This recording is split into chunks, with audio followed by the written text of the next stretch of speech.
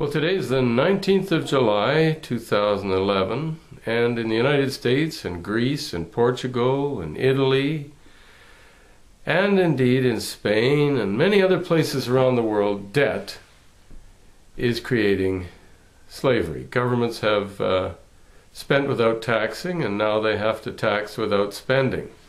I want to talk about the whole subject of debt, and the reason for debt, in government at least, is because all governments want to enslave the people.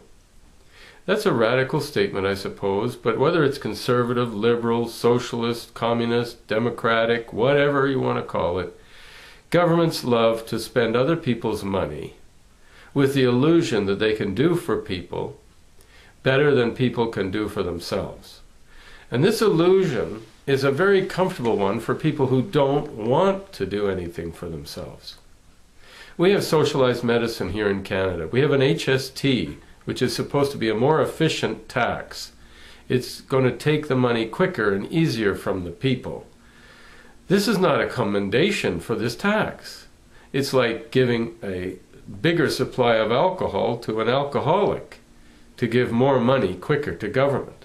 And that's why I want to say something very simple about debt. You cannot borrow your way out of debt. Like, that seems so fundamental, so sensible, so sane.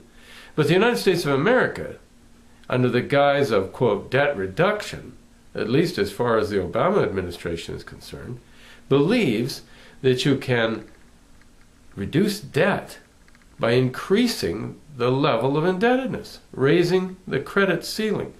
In other words, borrow more money to pay off money that you cannot pay off. It's preposterous, and on a small personal scale, it would be seen for the absurd ravings of an insane person that they really are. But if government does it, and if the President of the United States thinks it's a good idea, then even the Republicans are having a tough time explaining why you shouldn't try to borrow your way out of debt, or indeed spend your way out of debt.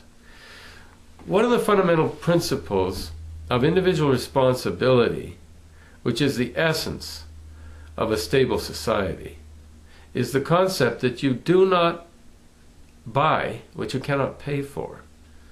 I've always taken the position I don't buy what I can't pay for today. I don't borrow money. That's just me, I suppose, the way I was brought up. But even if you were inclined to borrow, don't ever borrow more than you can foreseeably repay with the available income you have. And that is a simple principle of good management that affects everybody and should be the guiding light and principle of every family. But in solution to this crisis of government debt and government spending, think about the need to look after our immediate interests. And by that I mean Canada's involved in a war in Afghanistan, a bombing of Libya, none of which affects our direct interest. And the United States has bankrupted itself in a war in Iraq and a war in Afghanistan and providing the police service around the world. This type of government spending is megalomania gone mad. It makes great stories for presidents to stand on battleships and declare victory, or it makes great stories for ministers of defense to dress up in military uniforms and prance around in foreign countries declaring we've built roads and irrigation systems and schools and done wonderful things for people. How about our own country and our own needs taken care of here? That's basically what Western Canada needs to concern itself with, a society where we look after Western Canadian interests with Western Canadian resources, debt-free. And that is the one thing Western Canada could be that the bankers of Central Canada don't like.